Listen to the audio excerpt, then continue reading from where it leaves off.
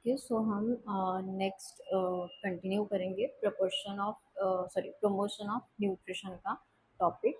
So previous lecture में हमने जो प्रिंसिपल्स है कुकिंग के और मेथड्स देखे थे, उसके बाद प्रमोशन ऑफ किचन गार्डन्स भी देखा। ठीक है, तो प्रमोशन ऑफ किचन गार्डन्स में size of the plot, large plot, medium plot and small plot, ये हमने देखा। फिर सिलेक्शन ऑफ द प्लॉट हमने देखा। देन मेथड्स ऑफ कल्टीवेशन भी है इसमें। ठीक है, तो वो लास्ट टॉपिक में छूट गया था। दैट मेथड्स ऑफ कल्टीवेशन में क्या होगा कि जो थ्रू नर्सरी और द डायरेक्ट थ्रू सीड्स। ठीक है, मतलब जो भी गार्डनिंग का कल्टीवेशन है ये हम दो चीज से कर सकते हैं।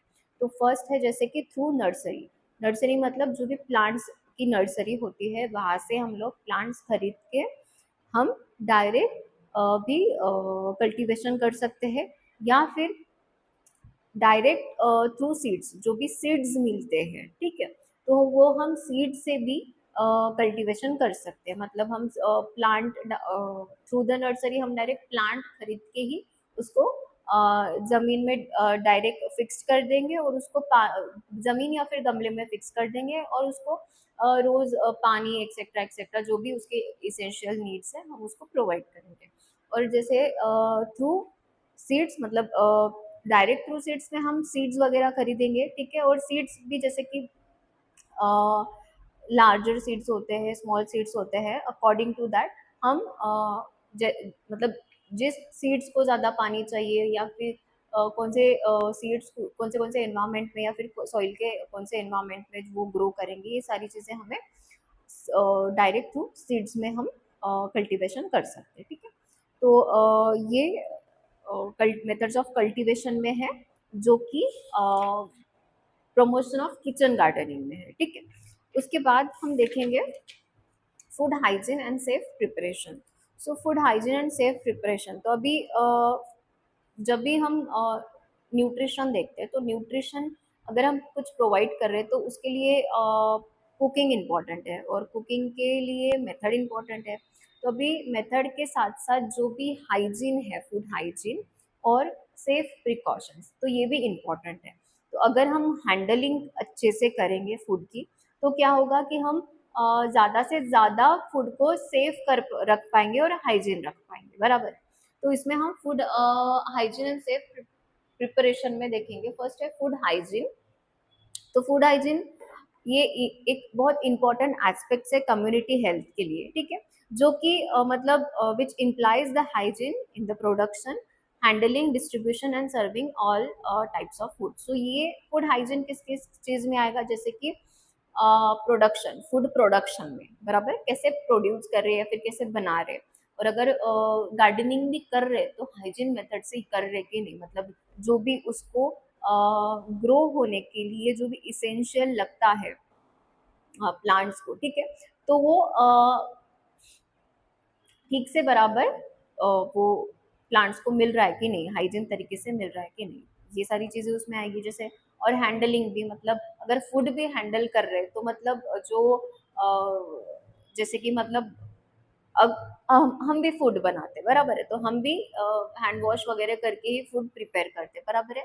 और अगर किसी को मतलब सब्जी वगैरह भी देना है, या फिर हम क्या बोलते हैं बाहर से सब्जी भी खरीदते हैं, तो ये सारी चीजें हम हैंडलिंग में आता है। तो कैसे आएगा, जैसे कि अगर जो बेच रहा है अगर उसकी ही हैंडलिंग अच्छी नहीं है, हाइजीनिक नहीं है, तो जो लेने वाला पर्सन है लाइक कस्टमर्स, तो वो भी अनहाइजीनिक फ्रूट ही खरीदेगा, अनहाइजीनिक वेजिटेबल्स ही खरीदेगा। ठीक है, तो हैंडलिंग भी इसके लिए बहुत इंपॉर्टेंट है। ठीक है, तो उसके बाद जैसे कि डिस्ट्रीब्यूशन या फिर serving of all types of food. तो जो भी डिस्ट्रीब्यूशन है, अगर एग्जांपल इसके लिए देती हूँ, जैसे हॉस्पिटल्स में ना पेशेंट को उनके अकॉर्डिंग टू मतलब जो उनका नीड है उनके अकॉर्डिंग उनको न्यूट्रिशन मिलता है, मतलब जो भी खाना वगैरह है, मील है, ठीक है, वो मिलता है। ठीक है, तो अगर वो अच्छा मतलब जो भी डिस्ट्रीब्यूटर है, वो डिस्ट्रीब्यूटर अगर अनहाइजीनिक हो, तो मतलब पेशेंट को वो मील प्लान करने का कोई फायदा ही नहीं हुआ, बराबर है। तो इसके लिए मतलब इसके लिए क्या होगा कि हमको फूड प्रिपरेशन के टाइम पे या फिर फूड जो भी हम हैंडल करते हैं, ये टाइम पे सारा चीज मतलब हाइजीन मेंटेन करना बहुत इंपॉर्टेंट है, ठीक है।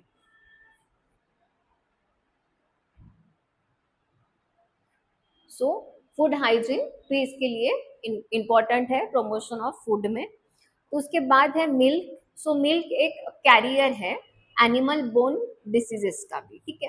तो इससे हमको जैसे कि फीवर है, काउपॉक्स है, स्ट्रेप्टोकोकल इन्फेक्शंस है, या फिर ट्यूबरकुलोसिस है, ठीक है। तो ये सारी चीजें मिल्क से हो सकती है अगर मिल्क प्रॉपर से हैंडल नहीं हुआ या फिर प्रॉपर से पास्चराइजेशन नहीं हुआ। तो ये सारी चीजें हमको मतलब ये सारे जो डिसीज है या फिर इन्फेक्शन है, ये सारी चीजें थ्रू द मिल्क स्प्रेड हो सकती है, या फिर जनरेशन टू जनरेशन नहीं बोल सकते, बट ऐसे लोगों में हो सकता है। सो ये एक कैरियर है मिल्क, ठीक है। सो ये सारी चीजें प्रिवेंट करने के लिए हम क्या करते हैं, मिल्क को स्टेरलाइज करते हैं, ठीक है। तो स्टेरलाइज हम बॉइलिंग मेथड से करते हैं, सो दैट क्या होगा कि जो भी उसमें का विटामिन सी और विटामिन बी है वो क्या होगा, डिस्ट्रॉय हो जाएगा, ठीक है। अगर मिल्क में जो विटामिन सी और विटामिन बी है, मीन्स क्या है ये कि ये पैथोजेनिक माइक्रो ऑर्गेनिजम्स है जो कि पास्चराइजेशन मेथड से क्या किया जाता है, डिस्ट्रॉय किया जाता है, ठीक है। सो यही पैथोजेनिक माइक्रो ऑर्गेनिजम्स हम बॉइलिंग मेथड में डिस्ट्रॉय करते हैं, इसलिए हम कभी भी कच्चा दूध नहीं पीते, ठीक है। सो ये हो गया मिल्क में। उसके बाद meat, MEAT। So meat can be source of a tapeworms. तो ये एक सोर्स है टेपवर्म्स का, ठीक है। जो अगर जो मीट है अगर वो इन्फेक्टेड है ऑलरेडी, तो अगर वो हम इनटेक कर रहे हैं तो टेपवर्म जैसा मतलब जो भी इन्फेक्शन है वो हमको हो सकता है, ठीक है। तो और जैसे कि टेफवर्म भी है, और जैसे लीवर फ्लूइक है जो लीवर को भी अफेक्ट करते हैं। उसके बाद फूड पॉइजनिंग या फिर ट्यूबरकुलोसिस, ये सारी चीजें मीट के डाइजेस्ट या फिर मीट इनटेक करने से हो सकता है। इफ अगर मीट इन्फेक्टेड है तो मीट का भी जो क्या बोलते हैं हम हैंडलिंग है वो भी प्रॉपर होना चाहिए, ठीक है। वो भी हाइजीनिक होना चाहिए, सेफ होना चाहिए। तो मीट ये सारी चीजें प्रिवेंट करने के लिए मीट इंस्पेक्शंस वगैरह कंडक्ट किया जाता है बाय द जो भी रिस्पॉन्सिबिलिटी कम्युनिटी पर्सन है, रिस्पॉन्सिबल कम्युनिटी पर्सन है, उनसे जो मीट इंस्पेक्शन है वो किया जाता है, ठीक है। सो जो भी चीफ मेडिकल ऑफिसर्स है वो भी इसमें मतलब high authority as a work करते हैं, सो दैट क्या होगा कि अगर ये मीट भी मीट का जो भी बिजनेस बोल सकते हैं या फिर मीट का जो भी डिस्ट्रीब्यूशन है, ठीक है, अगर वो उसमें कोई प्रॉब्लम है तो ये सारी चीजें प्रॉब्लम इन द सेंस कि अगर मीट अच्छा नहीं है, बहुत पुराना है, इन्फेक्टेड है, तो ये सारी चीजों से हेल्थ इश्यूज इंक्रीज होंगे। तो ये सब प्रिवेंट करने के लिए इंस्पेक्शन होते हैं, मीट इंस्पेक्शन। सो दैट अगर किसी मतलब अनहाइजीनिक है या फिर इन्फेक्टेड है, ठीक है, ये सारी चीजें देखने के लिए जो भी मेडिकल ऑफिसर्स है, चीफ मेडिकल ऑफिसर्स या फिर जो भी लोकल बॉडीज है वो क्या करते हैं, इंस्पेक्शन कंडक्ट करते हैं, ठीक है। सो जो भी इंस्पेक्शन है that antemortem as well as the postmortem inspection of animals can be made by qualified veterinary surgeon। तो जो भी इंस्पेक्शन है वो एंटेमोर्टम, एंटेमोर्टम मतलब बिफोर द डेथ, और postmortem means after the death, ठीक है। तो ऐसे इंस्पेक्शन करते हैं, और ये जो इंस्पेक्शन है ये कौन करता है, जो भी वेटरनरी सर्जन है वो वेटरनरी सर्जन ये सारी चीजें करेगा। मतलब क्यों, बिफोर, बिफोर मतलब जब एंटेमोर्टम, ठीक है, एंटेमोर्टम में इन इंस्पेक्ट किया जाएगा कि ये इन्फेक्टेड है या नहीं एक्सेट्रा, ठीक है।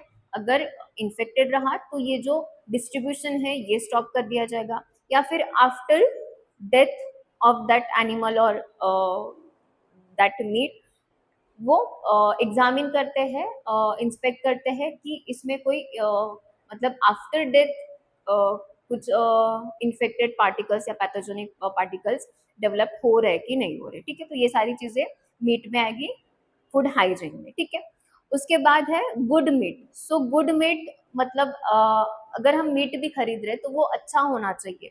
तो अच्छा मीन्स कि जैसे कि पिंकिश इन कलर, ठीक है, ब्राइट कलर में रहता है, देन उसका इलास्टिसिटी और जो टच है that should have be means एक अच्छे मैनर में होना चाहिए, और ये ऑर्डरलेस होना चाहिए, मतलब जो हम बोलते हैं ना स्मेल, ठीक है, वो ऑर्डरलेस होना चाहिए। अगर इन्फेक्टेड है या फिर खराब है मीट तो उसका स्मेल आएगा, ठीक है। तो अच्छा मीट भी अगर हम मीट भी खा रहे हैं तो अच्छा मीट खाना बहुत इंपॉर्टेंट है, तो ये सारी चीजें इसमें आएगा। उसके बाद है स्लॉटर हाउसेस। तो slaughter houses should have should be away from the residential areas, floor and walls up to 3 feet, should be impervious and easy to clean, should have separate disposal instead of the public sewers, should have an adequate water supply with a fly proof and the rat proof storage rooms, should be transport in a fly roof covered vans and the and should not have other animals in the shade to be slaughtered later. So जो भी slaughter houses है, जो जहाँ पे जो भी animals है वो रखते हैं, ठीक है, तो उनको ये जो सारी स्लॉटर हाउसेस है ये रेसिडेंशियल एरिया से दूर रखना चाहिए, ठीक है।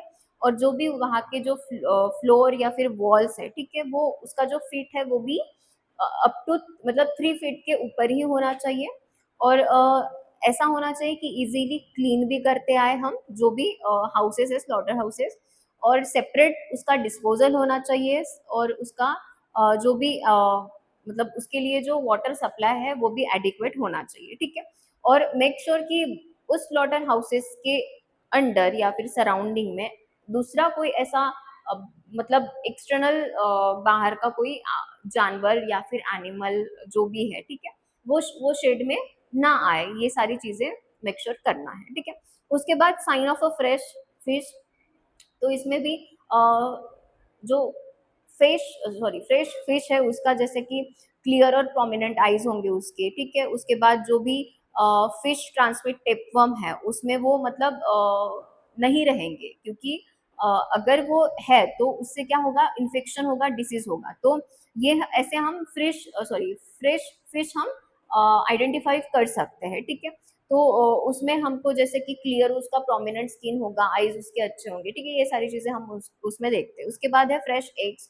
तो fresh egg appears transferred when a strong light is projected, ठीक है। तो अगर फ्रेश एग है तो अगर हम उसको टॉर्च के लाइट में जो भी स्ट्रेट है अगर उससे देखते हैं तो उसके अंदर हमको एक ट्रांसपेरेंट दिखता है, ठीक है। तो ऐसे हम पहचान सकते हैं। और अगर वो खराब है तो जैसे कि उसके अंदर का जो ये है वो ऐसा फ्लोटिंग दिखेगा हमको। उसके बाद है food handlers, sorry for sanitation and eating places.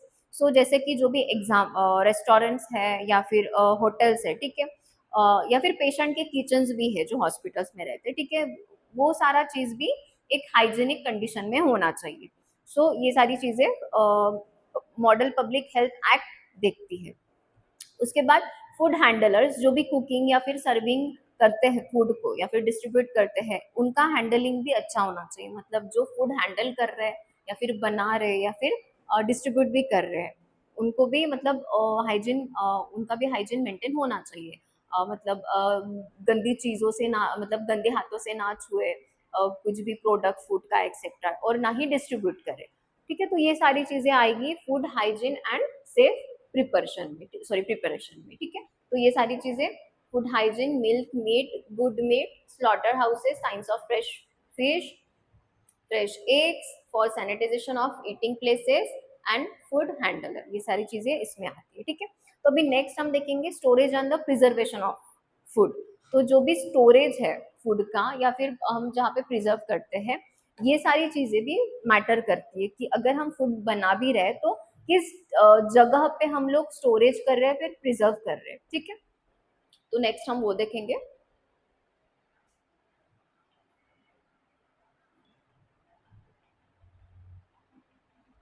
So next हम देखेंगे preservation of food. So preservation of food में हाउस होल्ड मेथड है और कमर्शियल मेथड है। तो हाउस होल्ड मतलब जैसे कि हम लोग घर पे ही मतलब जैसे पिकल वगैरह स्टोर करने के लिए प्रिजर्व करने के लिए जो मेथड यूज करते हैं, ठीक है, विनेगर एक्सेट्रा ये सारी चीजें हम उसमें ऐड करते हैं। फॉर लॉन्ग प्रोलॉन्ग ड्यूरेशन के लिए वो प्रिजर्व रहे और अच्छा रहे, ठीक है। और उसके बाद कमर्शियल मेथड में जैसे कि कैन के फूड है या फिर फ्रीजिंग फूड है, जो कि हम लोग डेजर्ट वगैरह खाते हैं, आइसक्रीम एक्सेट्रा, ठीक है। तो ये सारी चीजें कमर्शियल मेथड्स में आएंगी, ठीक है। तभी फर्स्ट हम देखेंगे स्टोरेज ऑफ फूड में, सॉरी, प्रिजर्वेशन ऑफ फूड में हाउस होल्ड मेथड। तो अभी प्रिजर्वेशन जो फूड है, प्रिजर्वेशन किस की चीज के लिए किया जाता है कि जो फूड है वो लॉन्ग टाइम के लिए मतलब एडिबल हो, एडिबल इन द सेंस कि अगर फूड हम प्रिजर्व करके रखें तो हम ज्यादा टाइम के लिए मतलब उसे रख सकते हैं विदाउट इवन ईटिंग। अगर हम फूड बना रहे हैं, ठीक है, तो एक दिन में तो कुछ नहीं खा सकते, बराबर है।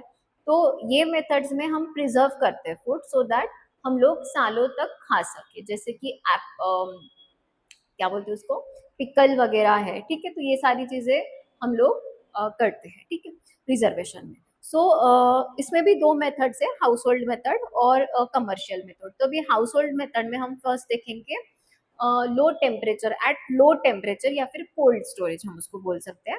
सो इसमें होम रेफ्रिजरेटर में हम लोग पॉसिबली प्रिजर्व करते हैं या फिर स्टोर करके रखते हैं फूड्स को, ठीक है। तो उसका जो टेम्परेचर है वो 1 to 4 डिग्री सेल्सियस तक रहता है। और इसके मतलब ये जो 4 डिग्री सेल्सियस का जो भी टेम्परेचर है, हम उसमें फूड को स्पॉइल होने से बचाते हैं, ठीक है। तो इसलिए भी अभी हम घर पे भी हम अगर फूड स्टोर करके रखते तो ये खराब ना हो, दूसरे दिन हम कुछ खा सके, इसके लिए। तो फूड स्पॉइल नहीं होता है, इसके लिए हम एट अ रेफ्रिजरेटर पे उसको रखते हैं, ठीक है। और वो भी शॉर्ट टाइम के लिए, ठीक है। तो ये आ गया किसमें, एट लो टेम्परेचर में, ठीक है। सो इसमें हम देखेंगे fruits and the vegetables should be kept at just above the freezing point. Chilling temperature restart the microbial growth and the biochemical changes which affect color, textures, flavors and nutritive value. So इसमें हम fruits और vegetables भी रखते हैं ताकि खराब ना हो, बराबर है। So ये हम क्यों रखते हैं freezing point पे, क्योंकि जो क्लिनिकल टेम्परेचर है ये क्या करता है कि जो माइक्रोबायल ग्रोथ है और जो बायोकेमिकल चेंजेस है ये होने से रोकता है, इसलिए हम उसको चिलिंग टेम्परेचर पे रखते हैं जो भी सब्जी वगैरह है, ठीक है। और जो कि अफेक्ट भी नहीं होता उसके टेक्सचर या फिर फ्लेवर को भी, ठीक है। तो इसलिए हम फूड जो रेफ्रिजरेटर में हम ये सारी चीजें रखते हैं, ठीक है। उसके बाद है ड्राइंग और the dehydration. So drying removes water and in the absence of a water microorganisms cannot grow. तो जो ड्राइंग और डिहाइड्रेशन है, तो ये मेथड में हम जो वाटर है वो क्या करते हैं, एलिमिनेट करते हैं या फिर रिमूव करते हैं, ठीक है। So absence of water, microorganisms जो है उससे ग्रो नहीं होगा। अगर वाटर का एब्सेंस है तो उधर माइक्रो ऑर्गेनिजम्स भी ग्रो नहीं होगा कोई भी, ठीक है।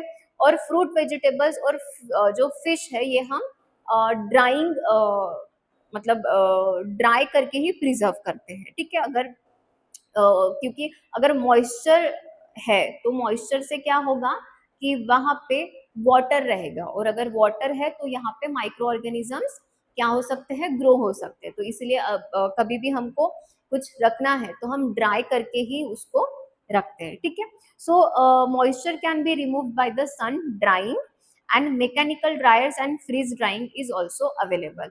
हम सन के मतलब सन में भी कुछ ड्राई करने के लिए रखते हैं। अगर हम समर में कुछ बना रहे हैं जैसे कि पापड़ एक्सेट्रा, ये सारी चीजें हम क्या करते हैं कि उसको अच्छी धूप देते हैं, क्योंकि वो हमको पूरे साल चलाना पड़ता है, ठीक है। अगर पापड़ भी बना रहे घर पे, मम्मी क्या करती होगी कि उसको पूरा मतलब धूप ही देती होंगी, धूप पूरा देने के बाद ही उसको पैक जार में बंद करके रखती होगी। क्यों, क्योंकि अगर वो अच्छे से ड्राई नहीं हुआ, मॉइस्चर रहा और पैक हुआ डब्बे में, तो फंगस या फिर ऐसी सारी चीजें लग सकती है, ठीक है। तो ये आ गया ड्राइंग और डिहाइड्रेशन मेथड में। तो हम उसको मैकेनिकल ड्रायर से भी ड्राई करते हैं या फिर फ्रीज ड्राई भी करते हैं, ठीक है। नेक्स्ट है smoking.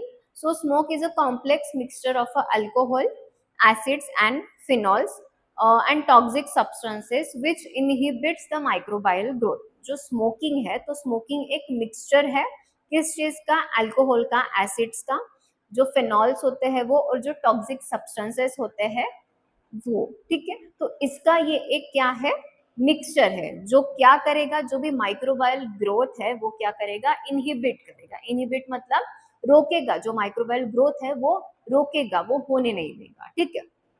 So meat to be smoked is first salted and then smoked. Temperature control during smoking is essential and to be maintained the texture. तो जो भी मीट है, ये हम पहले मीट क्या करते हैं, उसको साल्ट के पानी में सोक करते हैं और उसके बाद प्रिजर्व करते हैं, ठीक है, स्टोर करते हैं, ठीक है। और जो भी टेम्परेचर है स्मोकिंग में, वो उसके अकॉर्डिंग टू उसके टेक्सचर्स के अकॉर्डिंग हम उसको प्रोवाइड करेंगे, ठीक है, प्रिजर्व करने के लिए या फिर स्टोर करने के लिए। उसके बाद है salting and pickling. So salt is a preservative, तो साल्ट एक प्रिजर्वेटिव की तरह हम यूज भी करते हैं by adding certain condiments and spices along with lot of salt. Certain foods like the mangoes, lime, vegetables and fish may be stored in the form of a pickle. तो ये जो salt है ये हम preservative के लिए use करते हैं। तो इसके साथ साथ अदर स्पाइसेस लाइक मतलब अदर स्पाइसेस के साथ बहुत सारा साल्ट अगर हम प्रिजर्व करते हैं, तो ये सारी चीजें जैसे कि मैंगोज, लाइम्स, वेजिटेबल्स, फिश या फिर अचार, ये हम ज्यादा दिन तक स्टोर करके रख सकते हैं, ठीक है। सो माइक्रो ऑर्गेनिजम्स इसके वजह से क्या होते हैं, ग्रो नहीं होते, क्योंकि ये जो साल्ट है ये कंसंट्रेशन साल्ट है, ठीक है। उसमें मतलब उसमें अदर जो स्पाइसेस है वो भी उसमें ऐड होते हैं, ठीक है। So salt and sugar preserve food by the binding water and making it unavailable for the microbial activity. जो साल्ट और शुगर का जो प्रिजर्वेशन है फूड में, वो क्या करेगा, जो भी माइक्रोबायल एक्टिविटी है वो अनअवेलेबल करेगा, ठीक है। इसलिए भी हमको जो भी अचार वगैरह हम कुछ स्टोर करके रखते तो उसमें साल्ट और शुगर का कंटेंट हमको हमेशा दिखता है इंग्रेडिएंट्स में, ठीक है। तो ये हो गया साल्टिंग एंड द पिकलिंग। उसके बाद है बाय एडिंग केमिकल्स। सो जैसे कि acetic acid 4% in water is used for the pickling vegetables such as the cauliflower, radish, green chilies and the ginger etc. So जो by adding chemicals है, कभी कभी हम वेनिगर्स वगैरह भी डालते हैं, ठीक है, स्टोर करने के लिए। सो जो एडिंग केमिकल्स है 4% वाटर में हम लोग ऐड करते हैं, सो दैट क्या होगा, जो भी पिकल में जो वेजिटेबल्स है जैसे कि radish, green chillies, ginger etcetera या फिर कॉलीफ्लावर, ये सारी चीज क्या रहेंगी, अच्छे से प्रिजर्व रहेंगी लॉन्ग ड्यूरेशन तक, ठीक है।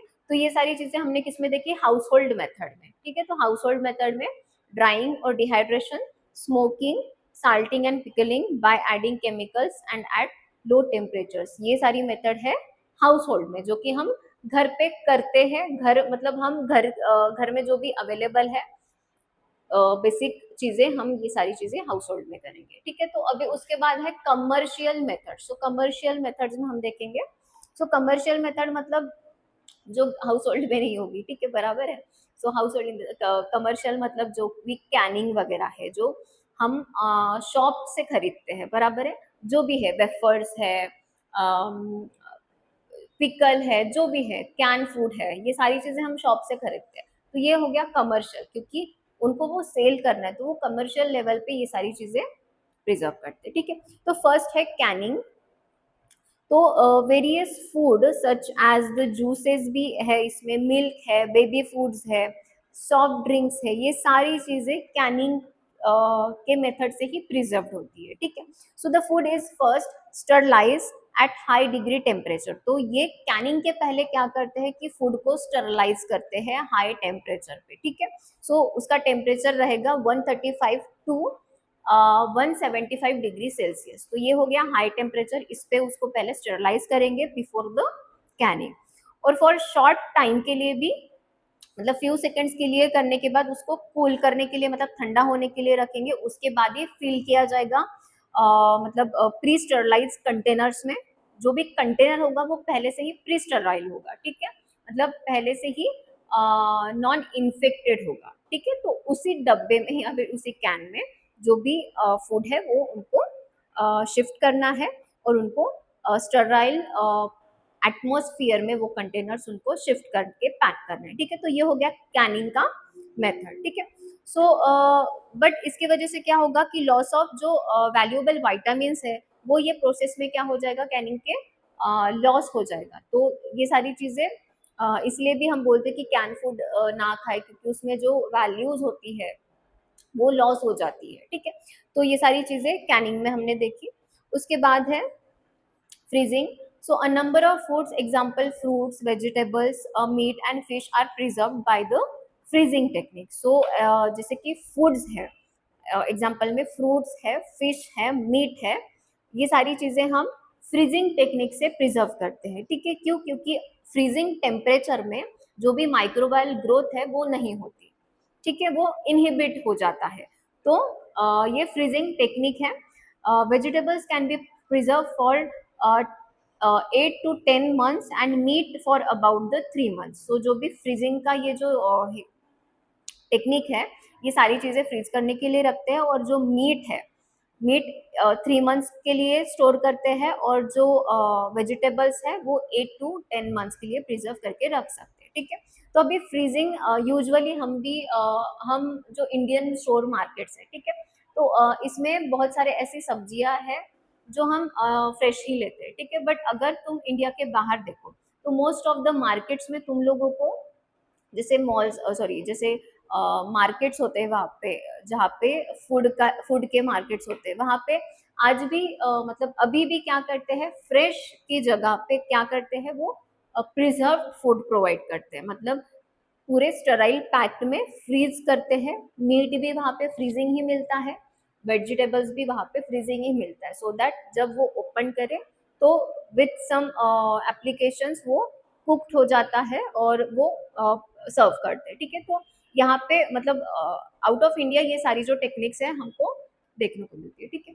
उसके बाद हम देखेंगे by adding preservations, sorry by adding preservatives. तो प्रिजर्वेशन के लिए हम कुछ अदर सब्सटेंसेस है जो फूड में ऐड करते हैं, ठीक है। सो इसमें भी दो ग्रुप्स है। फर्स्ट वन है क्लास 1 और क्लास 2 प्रिजर्वेटिव, ठीक है। तो class 1 includes sugar, common salt, glucose, alcohol, spices, vinegar and honey. तो ये आएगा क्लास 1 में।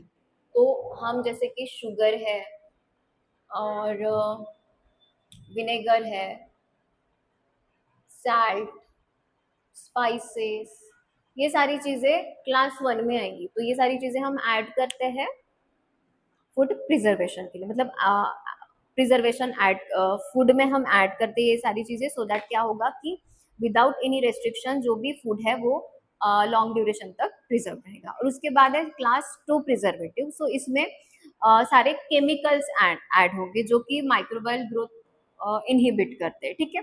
सो इसमें जैसे कि they usually added the end of the processing operation and their presence has to be mentioned on the label. तो हम देखते हैं कि ये सारी जो प्रोसेस है या फिर जो प्रिजर्वेटिव, एडेड प्रिजर्वेटिव, कभी भी अगर तुम कुछ खरीद रहे हो, मतलब अगर कोई भी प्रोडक्ट तुम लोग खरीद रहे हो, अचार एक्सेट्रा, फूड, वेफर्स, तो उसके पीछे जो इंग्रेडिएंट्स है उसके पीछे एडेड प्रिजर्वेटिव भी लिखा होता है।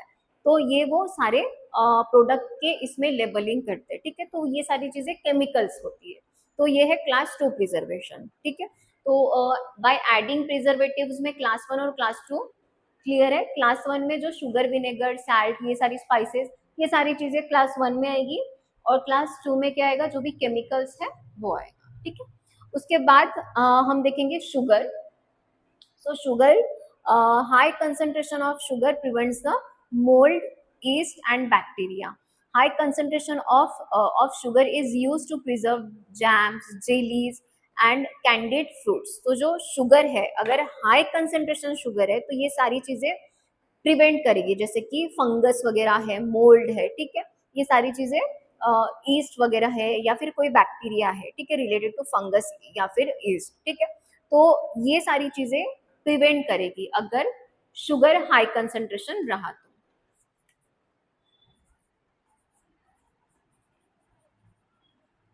हाई कंसंट्रेशन शुगर इसमें क्या होता है, यूज होता है, ठीक है। तो हाई कंसंट्रेशन शुगर क्या करेगा, जो भी बैक्टीरिया है, ईस्ट है या फिर फंगस है, मोल्ड है, ये सारी चीजें प्रिवेंट करेगा। तो ये जो सारी चीजें हैं हाई शुगर कंसंट्रेशन, वो जैसे कि कैंडी फूड है या फिर कोई जेलीज है, जैम्स है, ये सारी प्रिजर्व करने के लिए यूज होता है, ठीक है। उसके बाद है इरेडिएशन। फिफ्थ नंबर है इरेडिएशन। सो अभी इरेडिएशन मीन्स की radiation of a various frequencies ranging from low frequency microwaves to high frequency gamma rays are being use. तो अभी इरेडिएशन में क्या होगा कि various type of frequencies preservation के लिए यूज किया जाएगा, उसमें हाई और लो दोनों फ्रीक्वेंसीज के गामा रेज यूज होंगे फूड प्रिजर्व करने के लिए, ठीक है। सो ultraviolet radiations is the most widely used in food industry. So जो ultraviolet radiations है, UV rays, ये most of the industry में यही जो irradiations method है वो use होता है. So these are the invisible from the light. They are used to control mold growth on the surface of a bakery products and to prevent spoilage of a meat or the cold tendering. So ये जो सारी methods है ये use करते हैं जो भी growth है, मोल्ड ग्रोथ है या फिर जो बेकरी प्रोडक्ट्स में अगर कुछ मोल्ड ना लगे, ठीक है, फंगस ना लगे, ये सारी चीजें प्रिवेंट करने के लिए जो रेज का जो मेथड है ये यूज होता है, ठीक है। तो इरेडिएशन समझा, ये जो सारी चीजें हैं इरेडिएशन में यूज होता है, जो कि क्या क्या है उसमें, जैसे रेज है, अल्ट्रा गामा रेज, हाई और लो दोनों, ठीक है। तो जैसे कि बेकरी प्रोडक्ट और मोस्ट ऑफ द इंडस्ट्री में ये मेथड यूज होता है, बराबर है। और डायरेक्ट कांटेक्ट में आएगा सनलाइट के, और बेकरी प्रोडक्ट्स प्रिवेंट करने के लिए ये सारी चीजें ये सारी मेथड्स यूज करेंगे, ठीक है। उसके बाद है drawing. So drying of milk at large scales in the milk plants by mechanical dryers is done to keep for long time in airtight containers. अभी ड्राइंग है, जैसे कि मिल्क लार्ज नंबर पे हम देखते हैं कि मिल्क पाउडर भी मिलता है, so that method is drawing, ठीक है। सो ये मैकेनिकल ड्रायर यूज किया जाता है इसको लॉन्ग टाइम तक रखने के लिए, मतलब उसका जो पाउडर है हम देखते हैं मिल्क पाउडर वगैरह, ये ड्राइंग मेथड में यूज होता है, सो दैट वो कंटेनर्स में एयर टाइट कंटेनर्स में उसको प्रिजर्व करके रख सके, ठीक है। उसके बाद है creating a vacuum. So creating a vacuum means कि जो भी ऑक्सीजन है, ऑक्सीजन क्या करेगा, जो भी माइक्रो ऑर्गेनिजम्स की ग्रोथ है वो क्या करेगा, स्टॉप करेगा। तो जो भी वैक्यूम है वो क्या होगा, इसमें क्रिएट किया जाएगा। So this can be done by packing foods at air tight containers. तो ये जो एयर टाइट कंटेनर्स हम देखते हैं तो ये वैक्यूम पैकिंग है, ठीक है। या फिर अगर कोई हम वेफर्स भी अगर हम देखें, ठीक है, तो जो उसमें स्पेशल प्लास्टिक्स का जो भी यूज होता है, तो हम जो भी एयर है, ठीक है, हम बोलते तो है एयर है बट वो वैक्यूम किया जाता है, ठीक है, सो दैट वो पैक्ड फूड में या फिर कैन फूड में जो भी ऑक्सीजन ना होने की वजह से माइक्रो ऑर्गेनिजम्स की भी क्या होगी, ग्रोथ नहीं होगी, ठीक है। और फूड जो है वो एक्सेलेंट वे में प्रिजर्व रहेगा। नेक्स्ट है using high temperature. So high temperature destroys the micro organisms by जो भी इन मतलब उसमें जो एंजाइम्स है वो इनएक्टिवेशन हो जाएंगे। मतलब अगर हाई टेम्परेचर यूज किया तो ये जो माइक्रो ऑर्गेनिजम्स है ये तो डिस्ट्रॉय होंगे ही, और जो भी उसका एंजाइम्स के जो एक्टिविटी है वो भी इनएक्टिव हो जाएंगे। अगर इनएक्टिव हुए तो वो ग्रो भी नहीं कर पाएंगे, ठीक है। सो इसमें भी ब्लैंचिंग प्रोसेस है। So blanching process is in which foods are immersed in hot boiling water for a few minutes to prior processing, जैसे कि फ्रोजन और ड्राइड और कैन के जैसे ये जो मेथड्स है, ये मेथड्स के पहले ये ब्लैंचिंग प्रोसेस यूज किया जाता है, ठीक है। मतलब हॉट बॉइल वाटर में ये सारी चीजें पहले ये मेथड यूज किया, प्रोसेस होता है, ठीक है। उसके बाद है पास्चराइजेशन। सो पास्चराइजेशन भी यूज होता है हाई टेम्परेचर में, ठीक है, यूजिंग हाई टेम्परेचर मेथड में, जिसमें जो भी माइक्रो ऑर्गेनिजम्स है उसका कंट्रोल होता है। तो ये पास्चराइजेशन अपन किस चीज में कर सकते हैं, जैसे कि फ्रूट जूस है, मिल्क है, ठीक है, वाइन्स है, ये सारी चीजों में पास्चराइजेशन की मेथड ही यूज होती है, ठीक है। तो अभी पास्चराइजेशन की मेथड में तीन टाइप भी है, जैसे कि लो टेम्परेचर, हाई टेम्परेचर और अल्ट्रा हाई टेम्परेचर। तुमको दिख रहा है? आई होप तुमको दिख रहा होगा, ठीक है, बट फिर भी मैं वर्बली बताती हूँ। Low temperature means holding, holding method, ठीक है। तो जो होल्डिंग मेथड है उसका जो टेम्परेचर है वो 62 डिग्री सेल्सियस पे ये मेथड को, मतलब ये टेम्परेचर पे हमको होल्ड करके रखना है फॉर द 30 मिनट्स, ठीक है। ये हो गई यूजिंग हाई टेम्परेचर की पहली मेथड। उसके बाद है जो सेकेंड है शॉर्ट टाइम, ठीक है। शॉर्ट टाइम में हाई टेम्परेचर यूज होगा। जो हाई टेम्परेचर ये हम शॉर्ट टाइम मेथड में यूज करते हैं, तो ये जो शॉर्ट टाइम मेथड है इसमें हाई टेम्परेचर यूज होगा और उसका जो टेम्परेचर है वो क्या रहेगा 72 डिग्री सेल्सियस। कितने मिनट्स के लिए? Just for the 15 minutes. तो ये हो गया शॉर्ट टाइम मेथड। उसके बाद जो अल्ट्रा हाई टेम्परेचर मेथड है, तो ये जो अल्ट्रा हाई टेम्परेचर मेथड है उसका जो टेम्परेचर है वो about 135 degree Celsius to 135 degree Celsius के अबाउ होगा, ठीक है। तो ये कितने सेकेंड्स के लिए हमको रखना है? जस्ट फॉर द 2 सेकेंड्स, ठीक है। क्यों? क्योंकि ये अल्ट्रा हाई टेम्परेचर मेथड है और इसको हम जो भी स्टेराइल मेथड या फिर फूड कमर्शियली मेथड है, ये इसमें हमको मतलब फूड कमर्शियली या फिर स्टेराइल मेथड में हम ये यूज करते हैं अल्ट्रा हाई मेथड, ठीक है। तो ये हाई टेम्परेचर के जो भी मेथड्स है ये क्लियर है। इसमें लो टेम्परेचर, हाई टेम्परेचर और अल्ट्रा हाई टेम्परेचर हमने देखा, ठीक है। तो अभी नेक्स्ट हम देखेंगे जो भी फूड अडल्ट्रेशन है वो। तो अभी फूड अडल्ट्रेशन क्या है?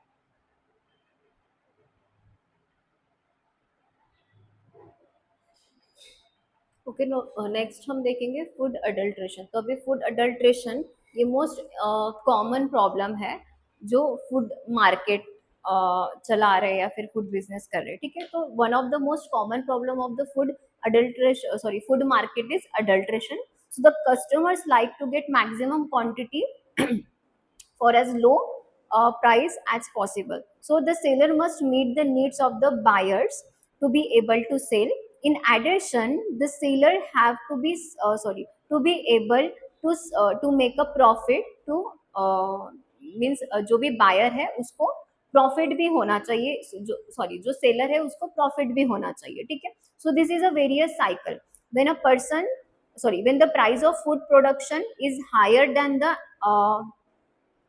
inferior quality, so this adulteration occurs. तो फूड अडल्ट्रेशन एक ये सोशल इवल की मतलब सोशल इवल भी कंसिडर किया है। जैसे कि ये मोस्ट कॉमन प्रॉब्लम है फूड मार्केट में, ठीक है। इसमें क्या करते हैं कि जो भी कंज्यूमर्स है, कंज्यूमर्स को एक मैक्सिमम क्वांटिटी लो प्राइस में मतलब सेल करना होता है, सॉरी, एज मच जो भी प्राइस है उसका पॉसिबल करना होता है कि वो ज़्यादा से ज़्यादा क्वांटिटी सेल कर सके, ठीक है।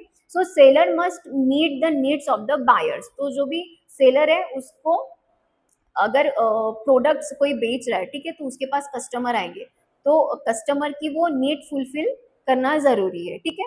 तो मतलब इसके लिए उस मतलब जब वो कस्टमर की नीड फुलफिल कर रहा है तो वो सेल भी बराबर करेगा, मतलब वो एबल होगा सेल करने के लिए।